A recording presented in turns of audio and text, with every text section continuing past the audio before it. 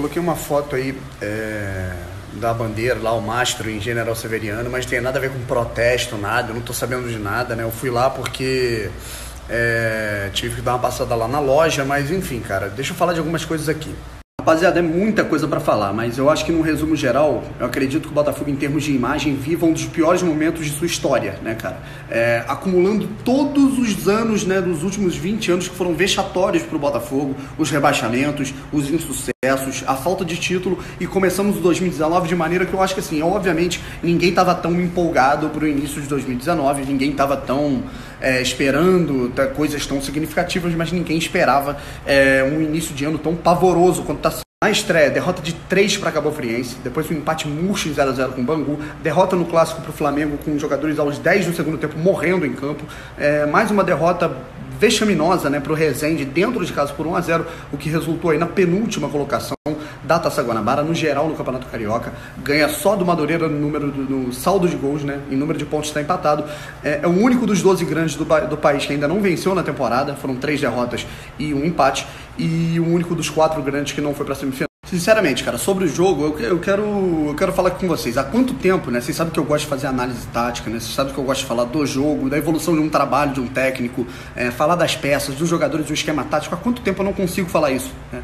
Como que o extracampo está atrapalhando de maneira absurda o intracampo. Há quanto tempo eu não faço uma análise inteligente do que deve ser feito, do que está sendo feito, assim, em jogos como os do Flamengo, do Vasco, do Fluminense, cara. O Fluminense tem uma folha salarial menor que a nossa, né, cara? E se a gente for fazer uma análise tática do Fluminense, o Fluminense está muito bem, né? A gente não consegue ter análise tática porque o extracampo está atrapalhando o intracampo de maneira, assim, assustadora, né? Tá assustador. Há quanto tempo eu não consigo fazer uma análise séria, né, sobre o jogo, que é o que importa, e eu não consigo.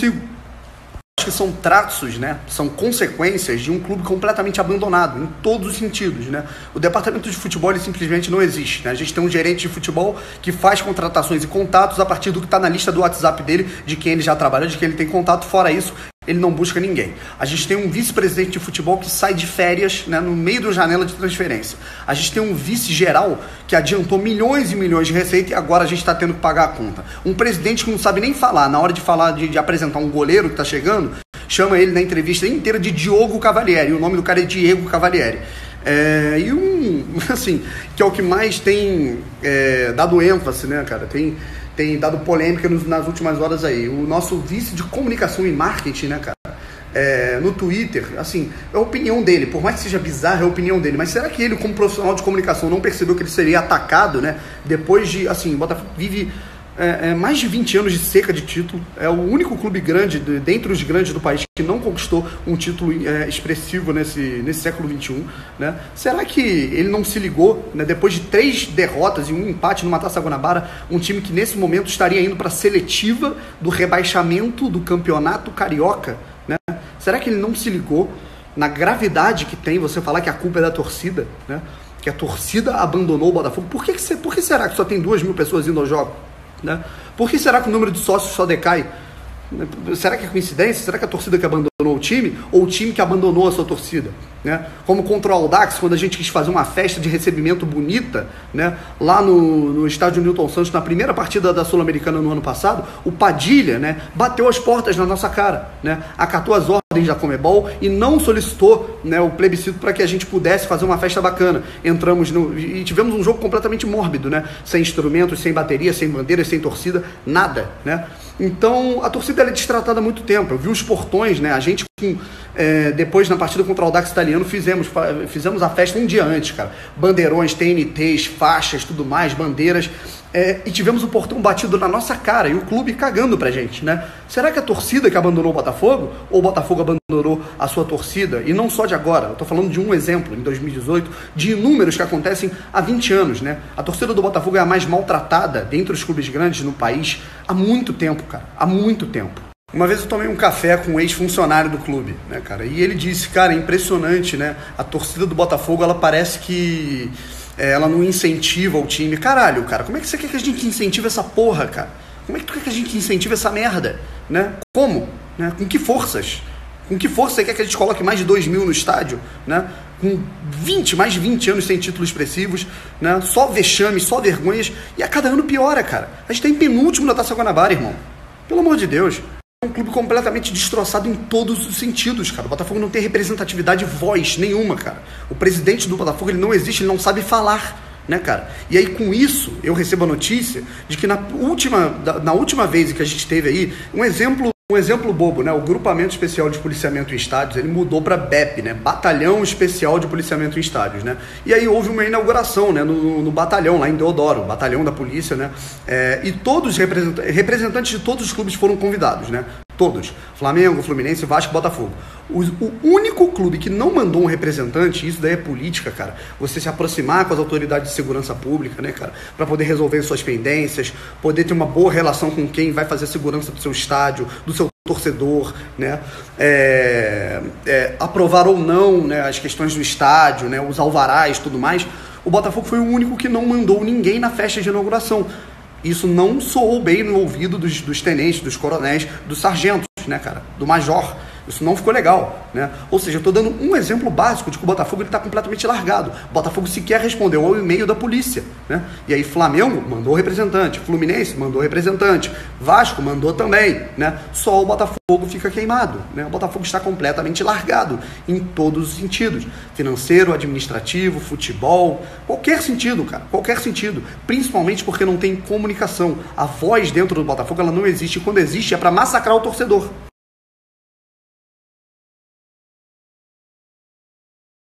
É claro que qualquer botafoguense nesse momento, cara, né?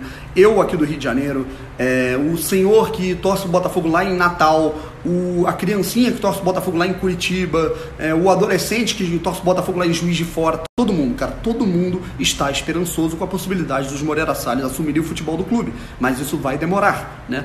E aí, obviamente, que é impossível você não ter barulho, né, e ênfase, entusiasmo em relação a isso, e algumas torcidas estão, não só torcidas, né, cara, mas torcedores no geral estão mobilizando aí atos, protestos, né, manifestações, passeatas, tudo mais, para que se acelere a entrada dos Moreira Salles no clube. A minha opinião, ela é a seguinte, rapaziada. A minha opinião, rapaziada, ela é muito parecida com a unânime, né, cara? De todo mundo. O Botafogo, se não entrar, se não tiver uma mudança drástica, e essa mudança drástica possível nesse momento é a entrada dos irmãos, o Botafogo vai entrar num grau de apequenamento absurdo e pode virar uma América daqui uns 15 anos. Isso é fato. No entanto, eu acho que se a gente está nessa situação, cara, se o clube está a ponto de se apequenar de vez, né, completamente endividado, o mais endividado do país, a gente tem que criticar, eu acho que o ponto central de um protesto, de uma manifestação, de um ato, de uma passeata, ele tem que ser contra quem está fazendo merda lá dentro há muito tempo, né, cara? Tem que ser o presente e não pressionar a quem pode nos ajudar amanhã, né, cara? Eu acho que o Botafogo ele tem que pressionar. O fato de estarmos em penúltimo na Taça Guanabara, tem que pedir a saída do Anderson Barros, a saída do Gustavo Noronha, tem que pedir sim o impeachment do Nelson Mufarrez, que não tem representatividade nenhuma, né, cara? O cara não é porta-voz de nada, ele não aparece para absolutamente nada, o clube está completamente largado, tem que cobrar o portal de transparência do clube, tem que cobrar o fato do Botafogo ter vendido 2 craques, né, cara? 2 jogadores, 2 joias da base, craque é exagero, mas 2 joias da base a preço de banana, que foram o Matheus Fernandes e Igor Rabelo. Tem que pressionar o fato do Botafogo ter feito adiantamentos completamente displicentes, né, do Campeonato Brasileiro de 2019 e 2020, do Campeonato Carioca de 2020. Então o Botafogo tem que cobrar, a torcida do Botafogo tem que pressionar os resultados que não vêm no presente, cara. Né? Esses problemas que os amadores estão fazendo no presente, cara, que estão destruindo o clube. E não pressionar quem pode nos ajudar amanhã. Ah, Daniel, mas tem que falar de Moreira Salles sim, porque se eles não assumirem, fudeu, e tem que fazer protesto sim. Cara, eu não acho que tá certo ou tá errado fazer protesto, quem quer fazer que faça. Eu acho que tá todo mundo no intuito, todo mundo muito entusiasmado, inclusive é impossível não haver barulho, né, numa torcida que tá, a que mais sofre nos últimos anos dentre os clubes grandes, né, tá há 20 anos numa seca de título e vê uma possibilidade de 2 irmãos investirem no Botafogo, 2 caras apaixonados pelo Botafogo investirem e tirarem o clube da lama e colocarem de volta no patamar que merecemos, né, brigando por títulos, mas a gente tem que respeitar os caras. Eles não gostam de barulho, eles não gostam de atenção, cara. Não é, eles próprios, os Walter e João Moreira Salles, não gostam, né, de alarde. Eles não gostam de... eles sabem que a torcida está do lado deles, querem a entrada deles no clube, mas eles não gostam de coisas assim chamativas, né? Eles são bilionários, cara, para vocês terem uma noção, né? A metáfora.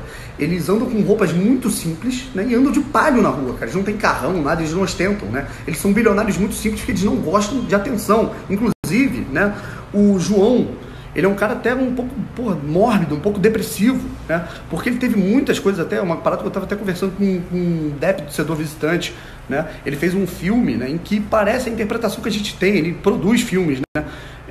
Que ele tem tudo de mão beijada a vida inteira, e a única coisa real da vida dele é o Botafogo, né? Então ele não gosta de ser enaltecido por conta do empoderamento dele, que é o dinheiro, afinal o dinheiro é poder, né? Então a gente tem que respeitar o estilo deles.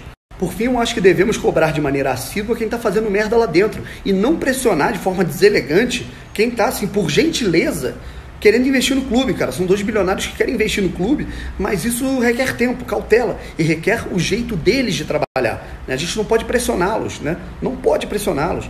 Primeiro que isso pode pressioná-los, eles não gostam de barulho. Segundo, isso pode fortalecer uma oposição, gente. Isso pode fortalecer muito uma oposição, né?